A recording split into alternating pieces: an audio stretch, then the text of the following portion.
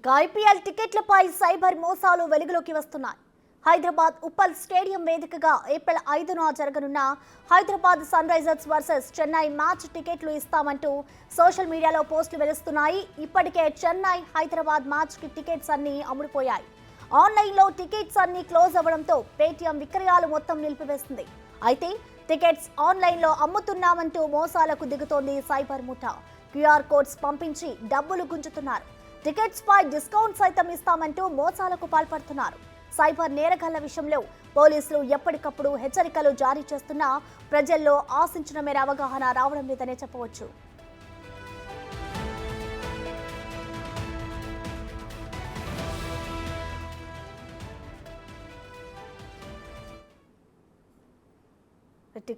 IPL tickets కి సంబంధించి cyber మోసాలకి పాల్పడుతున్న నేరగాళ్లకు సంబంధించిన కంప్లీట్ డీటెయిల్స్ మా ప్రతినిధి రానా లైవ్ ద్వారా అందిస్తారు. రానా, ప్రసన్న, ఇండియాలో ఐపీఎల్ వచ్చిందంటే దానికి ఉన్నటువంటి క్రేజ్ ప్రత్యేకంగా కూడా మనం చెప్పనవసరం లేదు. దానికి తోడు హైదరాబాద్లో మ్యాచ్ జరుగుతుందంటే చాలు, నార్మల్ మ్యాచెస్ జరిగితేనే దాదాపు 25,000 పైచిలకు మంది దాకా వస్తున్నటువంటి నేపథ్యం. ఇప్పుడు ఐపీఎల్ లాంటి ప్రతిష్టాత్మకమైనటువంటి మ్యాచ్ జరుగుతుంటే టికెట్లు ఆన్లైన్లో పెడితే చాలు, కేవలం 50 నిమిషాల్లో హాట్ కేకుల్లో కూడా అమ్ముడుపోతున్నటువంటి నేపథ్యం ఏర్పడుతుంది. సో ఇప్పుడు ఇదే అంశాన్ని సైబర్ కేటగాళ్ళు తాము టికెట్లు అమ్మడానికి వారు వేదికగా చేసుకున్నటువంటి నేపథ్యం ఏర్పడుతుంది. ఎందుకంటే అభిమానుల్లో ఉన్నటువంటి క్రేజు, ఆ డిమాండ్ అవన్నీ కూడా చూసుకొని ఇప్పుడు సైబర్ నేరగాళ్ళు సరికొత్త పంతాల్లో కూడా వారు ఆ టికెట్లు విక్రయించడానికి, పైగా నకిలీ టికెట్స్ని విక్రయించడానికి వేదిక చేసుకున్న నేపథ్యం ఏర్పడుతుంది. ఇన్స్టాగ్రామ్లో ఫేక్ ప్రొఫైల్స్ని క్రియేట్ చేసుకొని ఐపీఎల్ టికెట్ సెల్లర్ అనేసి 2 అకౌంట్స్ని ఏర్పాటు చేసుకున్నారు. దాంట్లో కొన్ని పోస్టులు పెట్టారు. అంటే చెన్నై హైదరాబాద్ సంబంధించిన మ్యాచ్కి టికెట్లు అవైలబిలిటీ ఉన్నాయి, దీంట్లో భారీ ఎత్తున డిస్కౌంట్స్ ఉన్నాయి, 1000 రూపాయల నుంచి 15,000 వరకు కూడా టికెట్స్ ఉన్నాయి, మీరు ఎంత తీసుకుంటే దాంట్లో 2,000 వరకు కూడా మేము డిస్కౌంట్ ఇస్తామంటూ కూడా దాంట్లో చాట్ చేసినటువంటి నేపథ్యం కనబడుతుంది.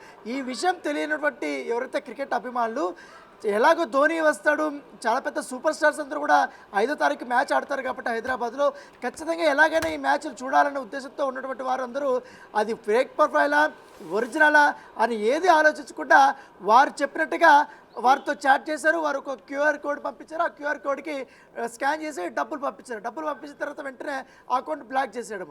సో ఇలా దాదాపు 100 మందికి పైగా కూడా జరిగినట్టుగా మనకు సమాచారం అవుతుంది. వాళ్ళందరూ కూడా లాభోదిబో అంటున్నారు. సో ఉదయం కూడా ఇలాంటి సంఘటన జరిగినప్పుడు వారు సైబర్ క్రైమ్ పోలీసుల్ని ఆశ్రయించిన నేపథ్యం ఏర్పడుతుంది. ఇలా ఇన్స్టాగ్రామ్లోను ఫేస్బుక్లోను ఈ రకమైనటువంటి నకిలీ ఖాతాలు సృష్టించి డబ్బులు కొట్టేస్తున్నారంటూ కూడా వారు కంప్లైంట్ ఇచ్చినటువంటి నేపథ్యం ఏర్పడుతుంది. దాంతోపాటు ఈ ఐపీఎల్ వచ్చినప్పుడు ఎప్పుడు చూసినా కూడా నకిలీ టికెట్లు అనేది కూడా చాలా కష్టంగా ఉండేది. ఎప్పుడు కూడా వాటిని పట్టుకోవడం అనేది కూడా చాలా ఇబ్బందికరమైనటువంటి పరిస్థితులు ఉండేది. కానీ ఎప్పుడైతే స్టేడియం ఎంటర్ అయ్యేటప్పుడు అక్కడ స్కానింగ్ చేసేటప్పుడు అక్కడ మాత్రమే ఈ యొక్క నకిలీ టికెట్లు కానీ ఇవన్నీ పట్టుబడేది. ఈసారి సేమ్ ఒరిజినల్ టికెట్లు ఏ విధంగా ఉంటాయి ఐపీఎల్ టికెట్స్, ఆ రకంగా కూడా దాదాపు 5,000 టికెట్ల వరకు కూడా మొత్తం మార్కెట్లో తిరుగుతున్నట్టుగా తెలిసింది. వాటిని బ్లాక్లో అమ్మినట్టుగా మనకు సమాచారం ఉంది. దీనిపై కూడా పోలీసులు ప్రత్యేకమైనటువంటి దృష్టి పెట్టినటువంటి నేపథ్యం కనబడుతుంది.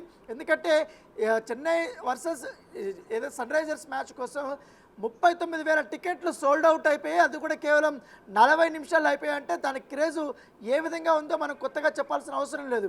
బయట టికెట్లు ఎక్కడా దొరకట్లేదు, పైగా ఆన్లైన్లో అన్నీ క్లోజ్ అయిపోయాయి.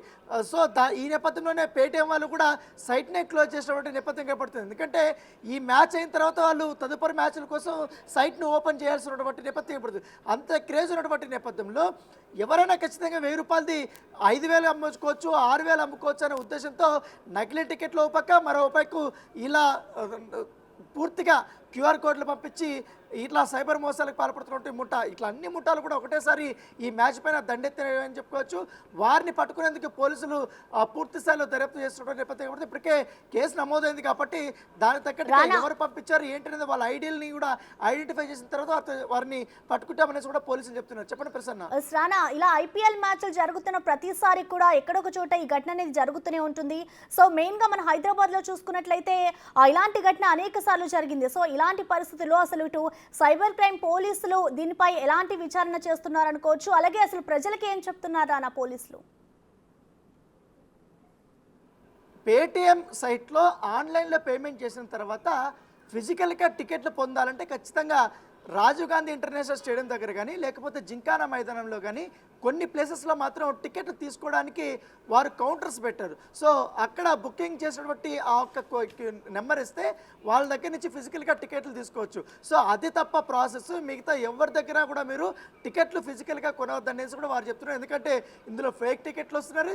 దాంతోపాటు ఈ రకంగా ఇప్పుడు ఇన్స్టాగ్రామ్లో ఇట్లా ఫేక్ ప్రొఫైల్స్ క్రియేట్ చేసి మా దగ్గర టికెట్లు ఉన్నాయంటూ కూడా నమ్మబలుగుతున్నారు. సో వీటి పట్ల కూడా చాలా జాగ్రత్తగా ఉండాలంటూ కూడా క్రికెట్ అభిమానులకి రాచకొండ పోలీసులు విజ్ఞప్తి చేసినటువంటి నేపథ్యం అయితే కనపడుతుంది. దాంతోపాటు ఈ మ్యాచ్ జరిగే సమయంలో స్టేడియం పరిసర ప్రాంతాల్లో ఎక్కువగా ఈ బ్లాక్ టికెట్ దందాలు, ఈ ఫేక్ టికెట్లను కూడా వారు అమ్ముతున్నారు. వాటిని కూడా మీరు సరిచూసుకోండి అని కూడా చెప్తున్నారు. ఎందుకంటే కేవలం నిర్దేశించినటువంటి బుకింగ్ కౌంటర్స్ ఏవి ఉన్నాయో వాటి దగ్గరికి మాత్రమే వెళ్ళండి. మీరు కన్ఫర్మ్ చేసుకోండి. ఒకవేళ కొన్నా కూడా ముందుకెళ్ళినప్పటి ఏదైతే ఎంట్రీ ఉన్నప్పుడు ప్లేసుల్లో అక్కడికి వెళ్తే ఎవరో ఒకరు స్కాన్ చేసే టీం ఉంటుంది. అక్కడికి వెళ్తే కానీ మీకు అది ఫేక్ టికెటా ఒరిజినల్ టికెటా కూడా తెలిసిపోతుంది. తర్వాత మీరు ఎక్కడ ఏ ప్లేస్లో ఎవరి దగ్గర కొన్నారనే విషయం చెప్తే ఖచ్చితంగా పోలీసులు వారిని అరెస్ట్ చేస్తారని కూడా చెప్తున్నారు.